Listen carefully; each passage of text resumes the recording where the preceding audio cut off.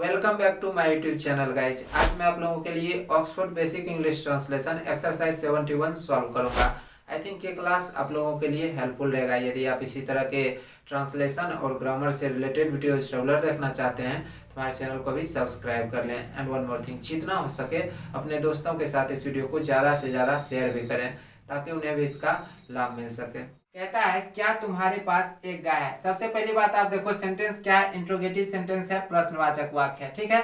दूसरी बात क्या है, जैसा कि आप सभी को पता है कि सेंटेंस यदि प्रेजेंट टेंस में हो अर्थात वर्तमान काल में हो तब पास में होने या रखने के अर्थ में अधिकार या संबंध का अभाव व्यक्त करने के लिए हैव हैज प्रयोग में आता है। और जैसा कि आप जानते हैं कि केवल थर्ड पर्सन के सिंगुलर नंबर के साथ हैज प्रयोग में आता है और अन्य जितने भी सब्जेक्ट होते हैं उन सभी के साथ हैव आता है। ठीक है। तो यहाँ पर सब्जेक्ट क्या है, तुम्हारे, यू के साथ क्या आएगा, हैव आएगा। तो सेंटेंस की शुरुआत हैव से करेंगे। हैव यू, हैव आएगा, उसके बाद सब्जेक्ट आएगा, उसके बाद ऑब्जेक्ट। ऑब्जेक्ट क्या है, एक गाय, एक काव। क्या तुम्हारे पास एक गाय है, हैव यू ए काव। उसे एक लंबी पूंछ है। देखो, उसे या फिर इसे, इन दोनों के लिए इट प्रयोग में आता है। ठीक है। और ही सी इट नेम ये सभी थर्ड पर्सन के सिंगुलर नंबर के अंतर्गत आते हैं तो इनके साथ क्या आएगा, हैज आएगा। अब यहां पर ऑब्जेक्ट क्या है, एक लंबी पूंछ, ए लॉन्ग टेल।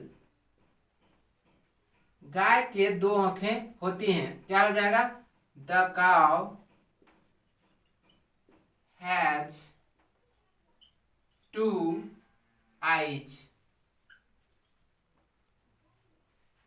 क्या उन लोगों के पास एक हाथी था। देखो यहाँ पर था लगा हुआ है। जैसा कि आप सभी को पता है कि सेंटेंस यदि पास्ट टेंस में हो अर्थात भूतकाल में हो तब पास में होने या रखने के अर्थ में अधिकार या संबंध का अभाव व्यक्त करने के लिए हम हैड प्रयोग में लाते हैं। और हैड की एक खास बात होती है कि जितने भी सब्जेक्ट होते हैं उन सभी के साथ केवल हैड प्रयोग में आता है। I hope you understood. अब यहाँ पर हम क्या करेंगे, सेंटेंस तो इंट्रोगेटिव है तो सेंटेंस की शुरुआत हैड से करेंगे। ठीक है। अब इसके बाद सब्जेक्ट आएगा, उन लोगों, दे हैड दे एक हाथी, एन एलिफेंट।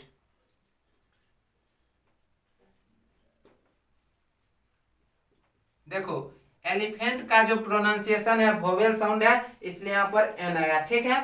क्या उन लोगों के पास एक हाथी था, हैड दे एन एलिफेंट। अब है उसकी बहन के पास गुड़िया नहीं थी। ये क्या निगेटिव सेंटेंस है, सब्जेक्ट यहां पर क्या है, उसकी बहन, हिज सिस्टर।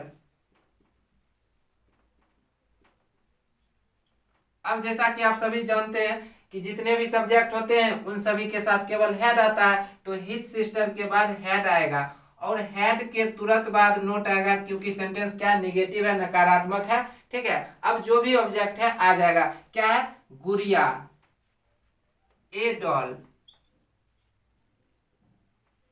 उसकी बहन के पास गुड़िया नहीं थी, his sister had note A doll. या फिर इसे आप दूसरे तरीका से भी ट्रांसलेट कर सकते हैं कि his sister had no doll. ठीक है।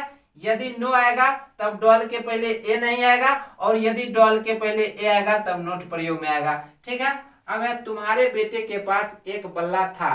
तो सब्जेक्ट यहां पर क्या है, your son, your son had a bat. तुम्हारे बेटे के पास एक बल्ला था, your son had a bat. अब क्या है, क्या तुम्हारे पास कार है। सबसे पहली बात सेंटेंस क्या है, प्रेजेंट टेंस में है। दूसरी बात इंट्रोगेटिव है। ठीक है। तो यू के साथ क्या आएगा, हैव आएगा तो सेंटेंस की शुरुआत हैव से करेंगे। ठीक है। उसके बाद सब्जेक्ट आएगा हैव यू। अब ऑब्जेक्ट क्या है, कार, ए कार।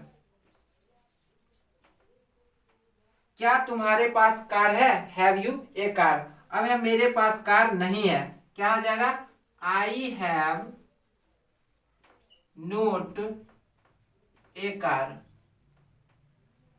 उन लोगों के पास 4 कारें हैं, क्या हो जाएगा, दे हैव 4 कार्स। अब क्या है, उसके भाई लोग डॉक्टर हैं। देखो सेंटेंस तो प्रेजेंट टेंस में है, वर्तमान काल में है, बट यहाँ पर क्या है, पास में होने या रखने के अर्थ में नहीं है, इसलिए हैव हैज प्रयोग में नहीं आएगा। यहाँ पर हम एम इज आर प्रयोग करेंगे सब्जेक्ट के अनुसार। और जैसा कि आप देख रहे हैं उसके भाई लोग, सब्जेक्ट क्या प्लूरल है, बहुवचन में है, तब वर्ब भी इसके साथ प्लूरल आएगा, इट मीन्स आर प्रयोग करेंगे। ठीक है, तो सबसे पहले सब्जेक्ट लिखेंगे उसके भाई लोग, हिज ब्रोदर्स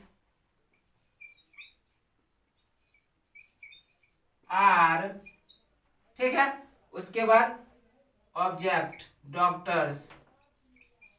और यहां पर आप देखो चूंकि सब्जेक्ट प्लूरल है और कंप्लीमेंट अर्थात वाक्य के रूप में, पूरक के रूप में जो नाउन है वो क्या है, काउंटेबल है, तब इसे मैंने एस लगाकर प्लूरल बना दिया। ठीक है, उसके भाई लोग डॉक्टर हैं, हिज ब्रोदर्स आर डॉक्टर्स।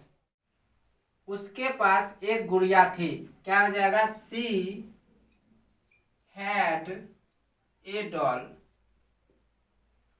फिर है मेरे भाई के पास एक घड़ी है, my brother has a watch.